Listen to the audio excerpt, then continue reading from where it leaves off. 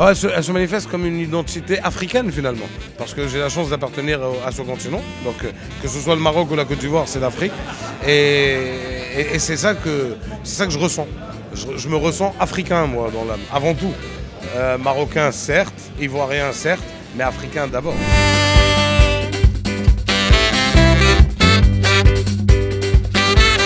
Je pense que les sujets sont en majeure partie des anecdotes personnelles que j'essaye de, comme on dit au Maroc, donc de rajouter un peu d'épices, du sel, du poivre. Et le message qu'ils portent, c'est justement l'acceptation de l'autre. Vous savez, en tant qu'Africain, et pour avoir fait des festivals dans le monde entier, j'ai souvent ressenti une certaine séparation, un séparatisme vraiment présent entre les artistes africains et les artistes qui viennent d'ailleurs.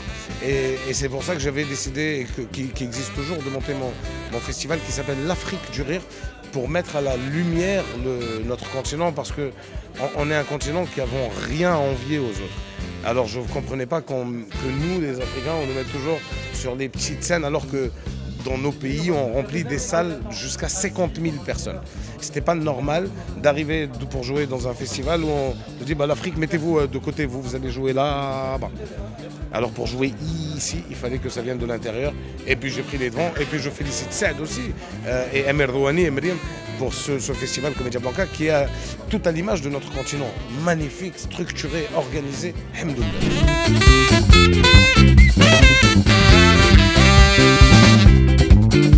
Je pense que tous les festivals que j'ai faits m'ont enrichi, tant professionnellement que sur le plan humain. C'est toujours intéressant de rencontrer des artistes, des producteurs, des gens qui sont dans la régie, des gens qui sont dans l'ombre et qui nous éclairent, la lumière, le son, et de rencontrer chacun avec sa méthode de travail, avec son côté personnel, son cœur, l'humain. Et voilà, elles m'enrichissent comme ça, elles m'enrichissent humainement. Professionnellement, c'est un autre sujet, parce que ce soit le Marrakech du Rire ou les autres festivals, ils nous ont toujours donné ce qu'ils pouvaient nous donner. Nous, il fallait qu'on aille chercher ce qu'on pouvait récupérer.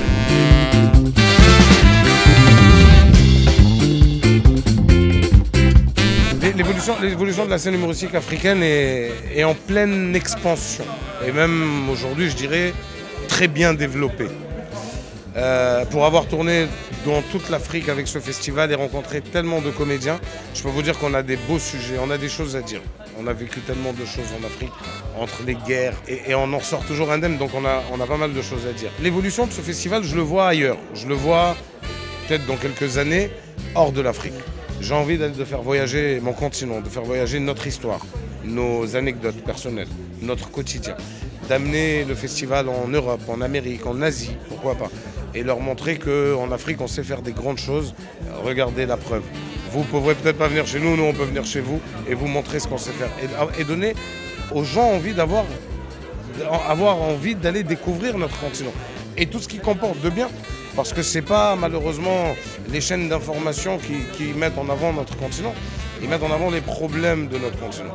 Moi je veux mettre en avant tout ce qui va bien, parce qu'il y en a beaucoup plus que des problèmes.